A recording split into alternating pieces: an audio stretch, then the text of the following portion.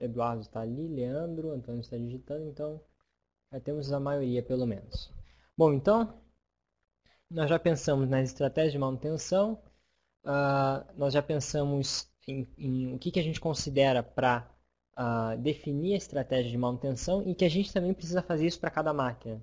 Né? Não é uma decisão que a gente toma para a empresa inteira, não é uma decisão.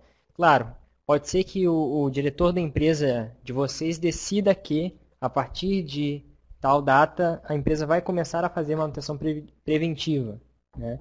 Mas, na realidade, o que vocês vão precisar fazer é decidir quais equipamentos precisam de que tipos de intervenção.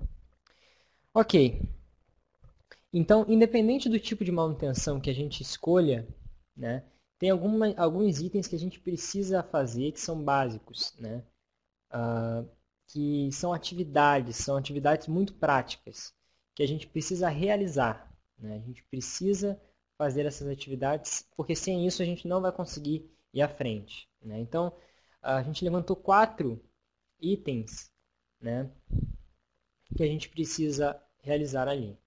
O primeiro é levantamento barra tagueamento. Por que é tão importante? Eu gostaria de perguntar para vocês, tá? Se vocês conseguem me dizer ali, se todos vocês têm tagueamento, levantamento já feito dos equipamentos, uma planilha ou qualquer lugar que seja organizado, que você saiba que você tem um código para aquele item, né? Para depois você conseguir relacionar no controle de OS, vocês têm esse levantamento? Isso é uma informação importante. Eduardo indicou que sim, né? Leandro indicou que também tem. Antônio também tem. E o Marcelo já tá mais acompanhando o, a aula, né? Então, ok, vocês têm o levantamento e o tagueamento, né? Agora deixa eu fazer algumas perguntas para vocês. Esse tagueamento que vocês têm, ele, eles têm, é realmente completo?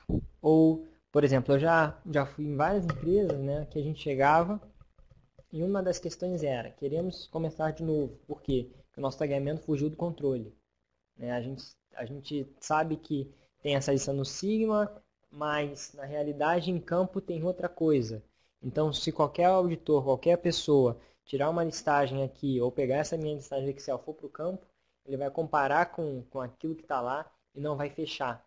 Né? Simplesmente não vai fechar o que está lá no campo com com o que está na minha planilha. Algum de vocês tem essa situação? Existe? Ou esse controle que vocês têm realmente é consistente? Né?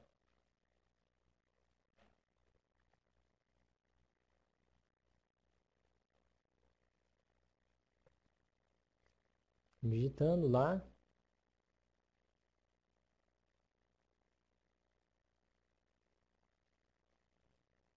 Uhum. Caso do Eduardo, o controle é consistente. Ok. Bom, mesmo assim, né, independente disso, a gente precisa registrar até para o Marcelo também entender por que esse levantamento é tão importante. Eu já fui, isso é um caso real, tá? Na verdade, uma das primeiras empresas que fui implantar o Sigma já deve fazer já uns 5, 6 anos. O que aconteceu? Eu cheguei na empresa e realmente o gerente lá da produção me disse exatamente o seguinte: o que a gente tem aqui são as máquinas funcionando, né? Mas eu perguntei, tá, mas vocês têm uma lista, vocês têm qualquer documento do Word, qualquer coisa que diga assim, ó, eu tenho tais, tais, tais equipamentos. Vocês têm isso? Não, realmente, nós temos as máquinas funcionando. Isso é se a tua empresa, se você chegou ou está numa situação que você não tem um controle consistente das máquinas que você possui, você não vai conseguir ir para os próximos passos. Você não vai conseguir definir quais são as máquinas que são. Você não vai conseguir classificar essas máquinas, né, em grupos de prioridade. E aí isso sempre vai te gerar problemas, Por quê? Porque aí você não vai, na hora que você for pensar em começar uma programação preventiva, você não vai saber por onde começar, né? Quais são as máquinas que vão entrar nessa programação preventiva, quais são as máquinas que não vão entrar nessa programação preventiva. Simplesmente você vai ficar travado já no ponto inicial. Então, o que nós fazemos, né? Ou o que precisa ser feito quando nós estamos implantando o PCM? O primeiro item é a gente sanar essa questão. Então, nós precisamos fazer um levantamento, mesmo que a gente precise refazer um levantamento que já foi feito, ou a gente precisa completar um tagueamento, um levantamento que já foi feito, considerando os seguintes tópicos. A gente precisa classificar os equipamentos. Tá? Primeira questão é essa, classificar. Como nós classificamos? Bom, no Sigma, nós classificamos equipamentos primeiramente por local, né, a unidade, qual é o local, qual é o setor da empresa onde ele está trabalhando. Para quê? Para depois, na hora de ir a campo, localizar ele mais fácil, né, e etc. Segundo ponto, tá? A gente precisa identificar a família ou o grupo de equipamentos. Se você fizer uma listagem lá e você escrever, esse é o motor 1, motor 2, motor 3, né? E você não tiver nenhum campo lá, nenhuma coluna do Excel, se você fizer isso no Excel, que te indique qual é o tipo do equipamento, você pode acabar com uma listagem imensa, tá? De 1000 itens, 2000 itens, né? E você, no final das contas, vai ter uma listagem complicada de saber o seguinte: qual é o procedimento que eu vou fazer nos meus motores? Né? Qual é o procedimento que eu vou fazer nas minhas retíficas? Qual é os procedimentos que eu vou fazer nos meus ar-condicionados? Vai estar tudo misturado. Você vai ter que passar um por um e você vai ter que classificar ele de acordo com essa família, né? Ou grupo de equipamento. Um terceiro ponto que a gente não indicou é a prioridade, né? Ou a classificação. Né? Não sei quem falou, mas teve alguém que disse que classifica os equipamentos. Também não sei se estou confundindo essa turma aqui de vocês com outra. Né? Que segue aquela orientação de classificação que está disponível em muitos livros, né? Onde você classifica os equipamentos A, B e C. Algumas classificações vão até D, E. Né? Algumas classificações também usam a prioridade numérica, né? Por exemplo, esse equipamento 0, 1, 2, 3. Enfim, é importante você classificar de alguma forma, seja numérica, seja por esses grupos, que é o padrão lá utilizado pela Petrobras também. Tem aquele livro que tem lá o selo da Petrobras, né? E indica várias técnicas que eles usam lá. Enfim, você precisa classificar de acordo com a importância da produção. E como é que a gente classifica? Exatamente daquela forma como a gente estava pensando antes, de acordo com aquele algoritmo. Né? A gente pensa qual é a importância desse equipamento no processo, né? E uma das formas de classificar isso também é de acordo com o tipo do equipamento. Às vezes, se tu tem 10 máquinas iguais, né? No caso do Antônio, todas são gargalo, né? Talvez aquele setor seja o gargalo da própria empresa. E o que vai acontecer? Todos são do mesmo grupo. Resultado, todas vão entrar com a mesma classificação, né? Com a prioridade lá máxima de atenção. Aqui é o nosso próximo ponto. Você tem equipamentos gargalo, né? O que acontece? Quando a gente começa a fazer o PCM, existe uma ideia que é perigosa, que é o seguinte: vamos resolver tudo de uma vez. Né? Mas, na verdade, o que acontece é que isso quase nunca acontece, raramente. Né? Só se você tem uma empresa num ramo que o conhecimento da manutenção é bem já consolidado, né? Você trouxe um profissional que veio com uma carga de experiência boa de outra empresa, de repente entrou um gerente na tua empresa que trabalhou em outra, né? E o cara sabe tudo e ele sabe assim, olha, ele sabe o que tem que ser feito, entendeu? E você sabe que ele vai fazer tudo funcionar de um ano ou de um semestre para o outro, né? Mas o que, na verdade, na maioria das vezes acontece é o seguinte: a gente precisa priorizar. A gente precisa priorizar os setores de gargalo e a gente precisa priorizar os equipamentos gargalo. Então, se você, na hora que você for tratar esses ativos, você tem que fazer essa priorização. Por exemplo, provavelmente o caso ali do Eduardo, ele pensou no quê? Olha, eu preciso pensar naqueles que eu tenho que fazer minhas preventivas, né? Eu não posso deixar o condicionamento do ar de qualquer jeito, porque tem legislação até sobre isso, né? Eu preciso deixar esse negócio redondo. Então, o que vai acontecer? Ele pensou no que na empresa dele era um gargalo no sentido de qualidade, né? No sentido da necessidade prioritária. Então, quando eu falei equipamento gargalo, não é só equipamento gargalo de produção, né? É o quê? É o equipamento que é mais crítico para a minha empresa. Se eu puder deixar todos os equipamentos de qualquer jeito e focar num grupo de 10 equipamentos, quais são esses 10? Ah, esse. Então, esse é o equipamento que eu vou priorizar, né, nesse meu levantamento. Ok? Então, ou seja, na hora de fazer o levantamento, não trate todos os equipamentos iguais, né? Pegue os gargalos, dê uma atenção especial para eles, né? Tenha certeza que a criticidade deles ah, ela está adequada, né? Você levantou a criticidade de uma forma adequada e, a partir disso, priorize o gargalo, priorize o raciocínio, priorize o tempo, priorize o investimento que você tem no gargalo, né? Porque se você conseguir resultado ali, você já vai estar um passo à frente, né? Você já vai conseguir dizer, opa, não, peraí, o cara foi lá, ajeitou, consertou o PCM, colocou os pingos nos is, criou um procedimento de manutenção para o gargalo que reduziu o tempo de parada, que melhorou a produtividade. Então você vai dar resultado para a tua empresa, em vez de esperar fazer todo o levantamento, criar a preventiva para tudo, né? Não, você foi no gargalo, trouxe resultados mais cedo para a empresa, né? Fez isso, teu trabalho já vai ser reconhecido. Automaticamente você já vai ter mais autonomia para aplicar isso para os outros, que também são importantes. Então, por isso que aqui esse é um ponto importante aqui. Tem equipamento gargalo ou é tudo a mesma coisa? Né? Não, tem um gargalo. Então, prioriza o gargalo. Bom, um terceiro tópico é, é o ponto informações técnicas. Tem algumas empresas que eu já estive também, que no Sigma a gente usa bastante o recurso da ficha técnica, que é uma forma que a gente tem que o Sigma tem, né, de a gente organizar as informações técnicas dos equipamentos de uma maneira que depois a gente consiga achar fácil.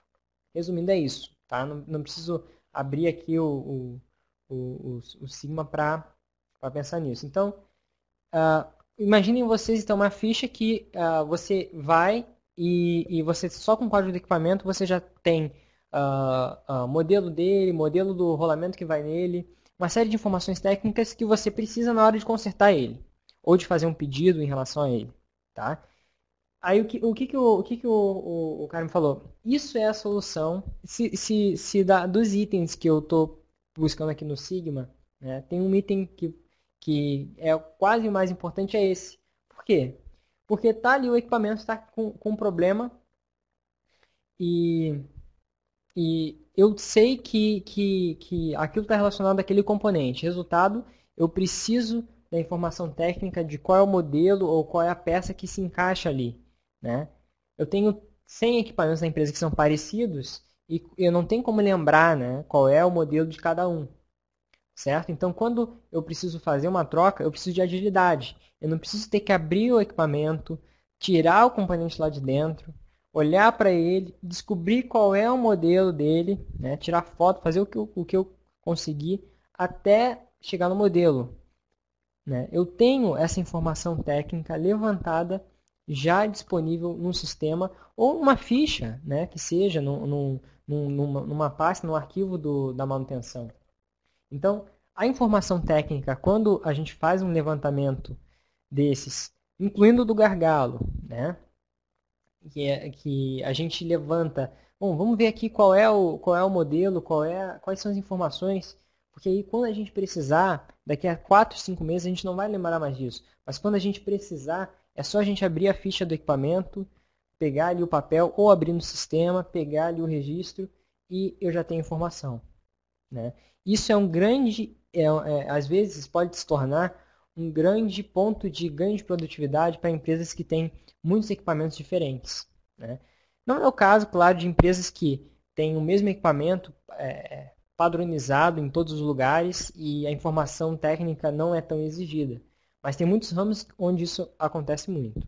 Então é um terceiro ponto que a gente ressalta que pode trazer resultados para vocês. Por quê?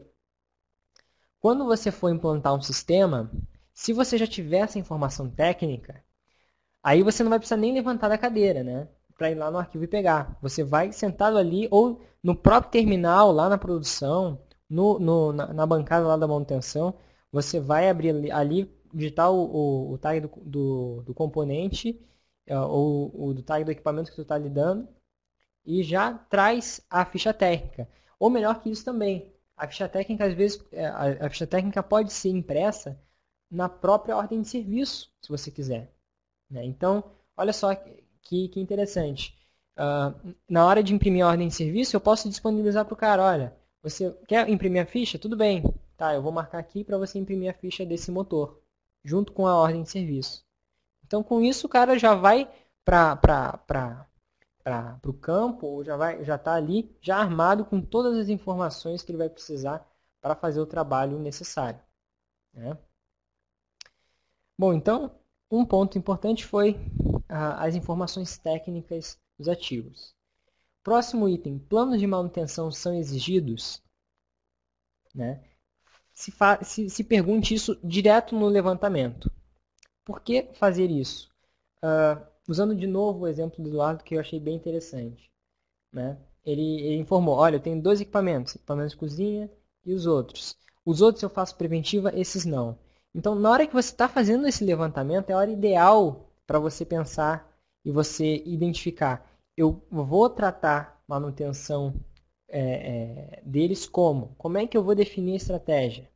Outra questão também é o seguinte, existe regulamentação, existe lei para isso? Existe exigência técnica para isso ou não? São exigidos planos ou não para isso? Né? Se você fizer o levantamento sem nem pensar nisso, você já vai perder um momento, né, de questionar isso. E no momento que você está levantando a informação técnica ali em cima, você já pode, se você já está levantando informação técnica, já está com o manual, por exemplo, lá ali consultando, né, você acaba já ao mesmo tempo trazendo a informação de qual é a periodicidade da manutenção e assim vai. Ok? Então, então o que nós estamos vendo aqui, né, são essas ações que nós vamos fazer com os ativos, né, que o PCM precisa executar, né, em relação aos ativos, e são itens que são primordiais para a gente começar um trabalho com o PCM de maneira positiva. Né? Bom, então, em relação a pessoas, né, como eu comentei, aqui não é nosso grande foco, mas tem alguns itens que saltam a nossa percepção quando a gente trabalha com várias empresas. Equipe de manutenção treinada, o ponto-chave. Né? O que nós queremos dizer com isso? Tem muitos ramos da manutenção onde, se você não tem uma equipe bem treinada, se você não tem as pessoas certas, mesmo que você faça tudo certo, você é o planejador perfeito. Né? Você fez o planejamento, fez o levantamento dos ativos, você fez tudo. Tá? Tu fez tudo que tu poderia fazer e mais um pouco. Mas tua equipe tu sabe que é muito deficiente. Né? Tu não tem as pessoas que tu precisa e tá complicada a situação. O que vai acontecer? Quem vai colocar a mão na máquina lá, quem vai mexer na máquina, quem vai fazer a manutenção, tem que saber o que está fazendo. senão você só gera problema. Às vezes, inclusive, o planejador idealiza planos de manutenção e nem se lembra que o mantenedor dele, às vezes, não está treinado para aquilo. Né? Ou na hora de programar e na hora de delegar, ele sabe, pô, eu estou mandando esse cara, mas eu sei que ele não é o cara certo para fazer esse trabalho.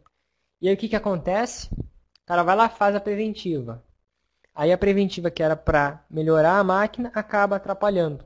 Né? O cara faz uma alteração, desregula um item e, enfim, gera problemas. Então, se você não tiver essa manutenção, a equipe da manutenção treinada, né, você vai ter.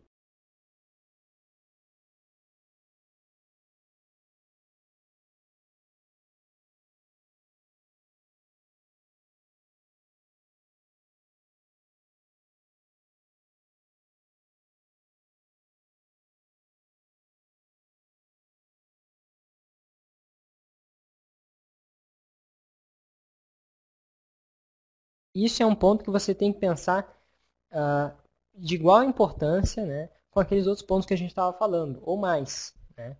Porque se você tiver essa equipe com muitos problemas, isso vai minar os teus planos, vai minar o teu planejamento e às vezes os resultados são bem decepcionantes. Né? Bom, mas ok, então outra questão ali. Líderes encarregados. Quando a gente. Uh, eu já fui em algumas empresas, por exemplo, que o próprio pessoal que trabalhava na manutenção tinha uma questão, tinha um relacionamento, né? Tinha uma relação, uma mentalidade tão diferente em relação à sua própria gerência, ou seja, tinha um coordenador da manutenção, tinha o gerente da manutenção, as pessoas eram treinadas, pessoas com excelência técnica, tá? Pessoas bem treinadas mesmo. Gente que é engenheiro, tá? Técnico engenheiro, o cara sabe tudo da máquina, né? Bem treinado. Só que o que acontecia? Qual era o ponto fraco? Era a liderança, conseguir ajustar, conseguir sintonizar a liderança da manutenção com essas pessoas, com os técnicos. Então, o que acontecia? O gerente, o coordenador lá, ele não conseguia ter um trabalho que ele não conseguia ter uma posição de liderança em relação às pessoas da equipe dele. Resultado, o líder, o gerente, né? Ele vem com uma ideia, ele tem um propósito, ele tem um objetivo, né? O pessoal tem outra visão, tem outro propósito, tem outro objetivo, e acaba que a estratégia de manutenção, tudo isso que a gente pensou e definiu, não acontece. Né? Por quê? Porque ou a pessoa que está lá sob posição de liderado não reconhece a liderança que está acima, né? E vai fazer tudo o que for possível para não aquilo que aquele cara quer não dar certo, né? Isso acontece, isso é verdade, isso acontece, né? E o cara que quer liderar, que quer gerenciar, né? Como ele não consegue ter essa posição, ele acaba também já se desconectando do cara. O cara só passa ordens, né? Ele não consegue mais ter liderança, então ele simplesmente passa ordens. Isso gera um problema que leva a vários outros, né? Então, por que a gente está falando desse ponto da liderança aqui? Se você não tem a equipe bem treinada, se você não tem a liderança, não adianta você ter o melhor plano estratégico. Não adianta você ter o melhor cara que sabe de PCM. Né? Se isso está desconectado de quem faz o serviço, isso nunca vai chegar a ser feito. Né? E se for feito, vai ter um custo, uma dor de cabeça enorme. Né? Então, é um ponto também para se pensar. Né? Principalmente quem está na liderança lá, quem é gerente, né? Tem que pensar também nesse ponto. Poxa, o que eu estou fazendo? O que eu posso fazer para que o meu papel de liderança seja reconhecido aqui, né? O que eu posso fazer para que a estratégia que a gente está pensando cheguem a ser realizadas, né? Como é que minha atitude em relação minha atitude em relação ao pessoal que está trabalhando comigo pode melhorar, pode facilitar o que vai acontecer aqui. Então, isso é um ponto também que precisa ser pensado. E o último ponto que a gente destacou é o dimensionamento da equipe, entre parênteses, se possível, né? Normalmente, o dimensionamento da equipe da manutenção está fora do alcance do coordenador, do gerente da manutenção. Isso é fato, pelo menos na maioria das empresas que eu já fui. Eu nunca fui numa empresa que o gerente da manutenção dissesse assim, não, aqui eu posso colocar pessoas que eu quiser aqui, né? Eu posso definir qual é o tamanho da minha equipe, eu posso definir de acordo com a demanda que eu tenho. Nunca vi isso acontecer. O que eu vejo acontecer é o seguinte, o cara que está gerenciando a equipe, ele tem que trabalhar com o que ele tem, né? Seja em orçamento, seja em equipe. Então, só que em vez de você trabalhar com o dimensionamento da equipe alterando o tamanho da equipe, né? Objetivo, só um minuto aqui.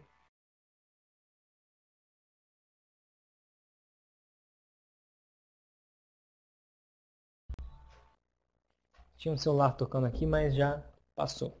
Bom, então, em vez de você trabalhar no dimensionamento da equipe mudando o tamanho da equipe, talvez você tenha que trabalhar no dimensionamento da equipe mudando o tipo de trabalho que você faz ou a estratégia de trabalho que você adota. Como assim, né? Como assim? Como é que eu penso nisso? Pensa da seguinte forma. Se você não pode mudar a equipe que você tem, você vai ter que dimensionar o trabalho para essa equipe, né? Ou seja, não adianta você inventar procedimentos preventivos, um monte de procedimentos, um monte de itens, tá? Que você não vai ter equipe para fazer, né? Que você não vai ter orçamento para fazer. E o que vai acontecer? Você vai gerar uma demanda, você não vai conseguir cumprir e você vai acabar gerando mais problemas que você já tinha, né? Então, o que na verdade a gente tem que pensar? Quando a gente colocou ali dimensionamento da equipe, não quer dizer que você vai dimensionar, você vai colocar mais pessoas ao seu critério, enfim. Não, significa que você tem que pensar nesse item, né? Quantas pessoas eu tenho? Eu tenho tantas, mas eu tenho as pessoas certas? Eu tenho. Eu tenho as pessoas da especialidade certa? Eu tenho. Se não tem, eu tenho que começar a correr atrás, né? Porque se você não tiver as pessoas da especialidade e quem você tem não, não se desenvolver, você sempre vai ter problema. Mas vamos dizer que você tem as pessoas, aquele número de pessoas não pode mudar, restrição que acontece, né? Tem que trabalhar com aquilo, ok. Então, você vai pensar no dimensionamento do serviço para a equipe. Ou seja, na hora de programar a preventiva, eu vou pensar o seguinte, como é que eu vou cumprir isso? Quais pessoas eu vou usar para fazer essa preventiva?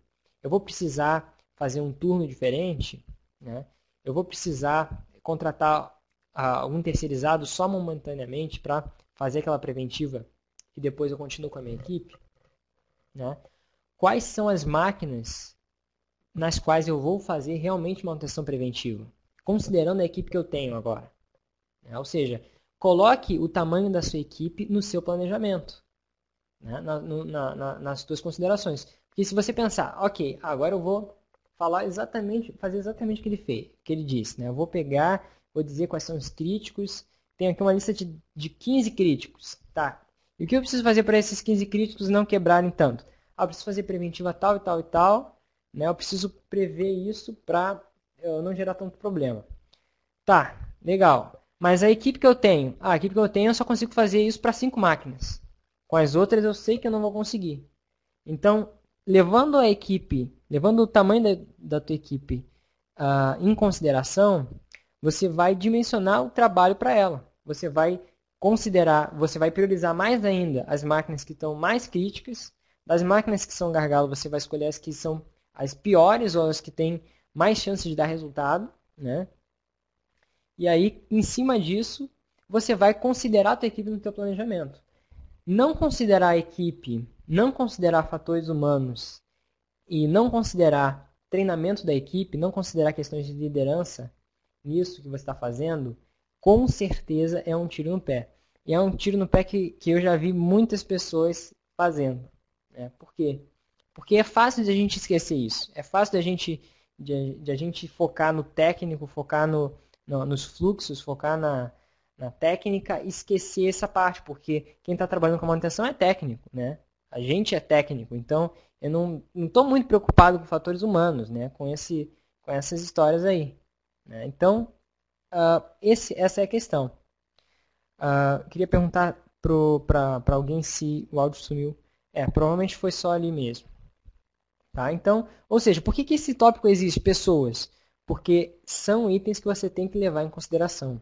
Se você não leva isso em consideração, os teus planos eles vão ter um ponto fraco ali, tá? Uma fragilidade grande. Ok? Bom, eu vou só tomar aqui uma água agora em 1 minuto, tá? E já volto aqui com vocês. Então não precisem nem levantar aí da cadeira. Só 1 minuto mesmo.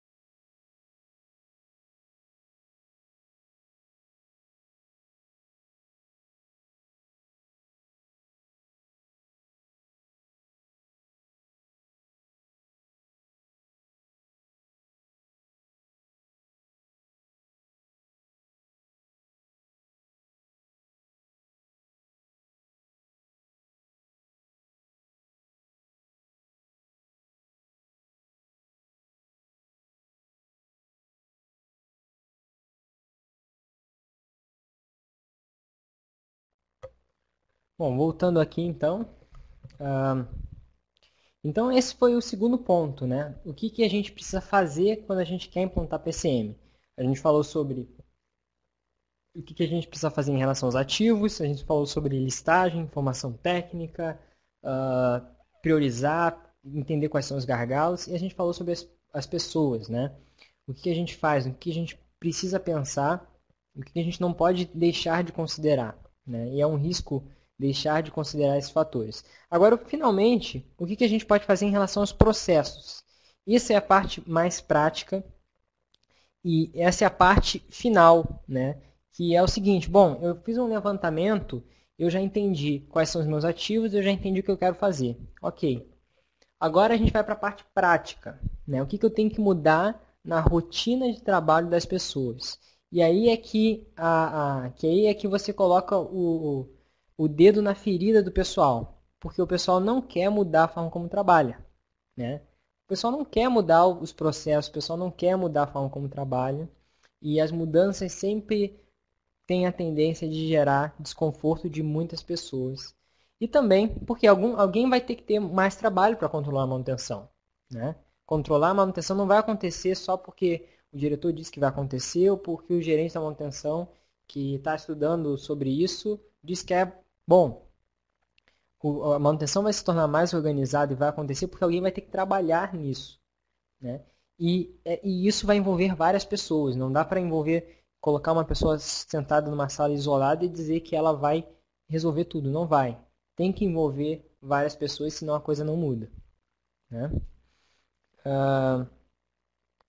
Bom, então, o que nós fazemos em relação a processo, né? Nós precisamos tratar a cada tipo de manutenção, né? Ou seja, a gente vai precisar tratar cada tipo de manutenção. Se a gente pensar que a gente só vai ter manutenção preventiva e ignorar a manutenção corretiva, o que vai acontecer? Quando a corretiva acontecer, né, eu não vou ter nenhum processo que trate isso. Então, pelo menos, tá, o mínimo de controle em relação à corretiva eu preciso ter, né? Então, como é que eu trato cada tipo de manutenção? Né? Em relação à corretiva, nós precisamos fazer o quê? A gente precisa entender como é que a corretiva começa, quem é que vai preencher um documento, quem é que vai mandar um e-mail, quem é que vai fazer uma ligação, né? Quem é que vai pedir o serviço para manutenção. A gente precisa definir quem é que vai e quando vai preencher um documento que seja OS, né? Que tenha informações básicas, né?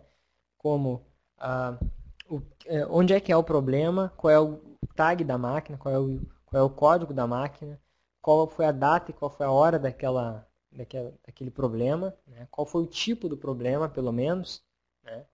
Qual foi a descrição, fazer uma descrição breve do problema, uma descrição da ação, né, que foi realizada, né? E quais foram os tempos, qual foi o tempo no qual essa intervenção aconteceu. Ou seja, o mínimo registro a gente precisa ter. O que a gente percebe muito é que, quando a gente tem menos pessoas para fazer mais trabalho, né, essa quantidade menor de pessoas tende ao quê? A focar só no trabalho e não registrar as coisas que faz. Né? Por quê? Porque tem um gerente de produção, tem o diretor da empresa, né? Atrás do cara lá, o cara está lá na máquina e está lá o cara esperando de braço cruzado, esperando o serviço ser pronto porque ele tem que produzir. Né? Não é que o cara é ignorante nem nada disso, mas a questão é, ele também está sendo pressionado para apresentar produção, né? E se ele não produzir, ele entende que ele vai ser culpado disso. Então, se você está num ambiente que você sabe que tem pressão, etc., né? Você precisa conseguir estabelecer esse controle, ou então entender que você não vai organizar um PCM, né? Se você não conseguir controlar, se você não conseguir pelo menos registrar o que está acontecendo na manutenção, você não vai conseguir controlar o PCM, porque você não vai ter as informações que você vai precisar depois para fazer alguma análise, né? Bom, então, ok. Eu sei que a manutenção corretiva acontece, né? Eu sei que ela acontece. E agora, o que eu faço? Né? Bom, eu preciso fazer alguma coisa. Então, você vai definir qual é o processo que vai acontecer. Né? Claro, de novo, a gente vai ter empresas que vai ser mais fácil, mais difícil isso acontecer, vai ter situações que vai ser mais fácil, mais difícil. Mas aqui a gente está entendendo que alguém na sua empresa que tem autoridade dentro dela, né, está dizendo que vocês vai implantar um PCM. Né? Se ninguém, nem a direção, nem ninguém na sua empresa quer implantar o PCM, só você quer implantar o PCM, fica difícil de fazer isso funcionar. Mas se a sua empresa decidiu implantar o PCM, então aí sim você vai conseguir implantar finalmente esse processo. Né? Ou se você conseguiu convencer, né, a tua gerência que é importante fazer esse controle, etc., aí você consegue mudar alguma coisa. Então, considerando que você conseguiu convencer que você vai mudar o procedimento. Então, você vai definir, tá, o que vai acontecer quando tiver a corretiva? E quando tiver a corretiva emergencial? Né? Definir isso não é complicado. Por quê? Porque você define um formulário de papel, né? Você define, um formulário, vou definir esse formulário aqui para corretiva, onde a gente vai registrar. Você faz um bloco lá de corretivas e fez ali o bloco e começa a controlar. Né? Então, depois que você colocou isso para rodar, você tem que agora se preocupar com alguns problemas que isso vai te trazer. Né? O pessoal não está preenchendo. Né? Então, peraí, por que não está preenchendo? Né? É porque o pessoal está de má vontade ou porque realmente o item é tão crítico que ele não pode parar 15 segundos e escrever meia dúzia de palavras? Né? Bom, aí você vai ter que avaliar. Né? Mas o processo que leva desde a falha acontecer até você resolver a falha, você tem que definir. Né?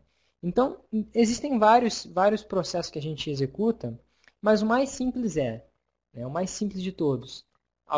O solicitante, pega se tem um bloco, né, de ordem de serviço, na manutenção mesmo, solicitante preenche essas informações, fica na manutenção e o próprio pessoal da manutenção organiza, né, em pilhas ou em blocos o que está concluído, o que está pendente, né, e faz esse registro. Isso é o básico. E nesse momento você tem que definir quais são as responsabilidades. Quem vai fazer o quê? O solicitante vai abrir? Sim. O mantenedor vai assinar tal campo? Vai. Então, definiu as responsabilidades, os documentos, etc. E também onde e como o processo é gerenciado. Né? Nós sabemos, nós desenhamos aqui, fizemos um rascunho e assim tem que funcionar. Então, quem pede a manutenção tem que pedir a manutenção, eu tenho que aprovar, alguém tem que assinar e fechou. Né? Agora, onde e como o processo é gerenciado? Aí eu coloquei ali essa observação. Aqui, né, e eu deveria ter colocado só aqui, né, entra o sistema. Por que só aqui entra o sistema?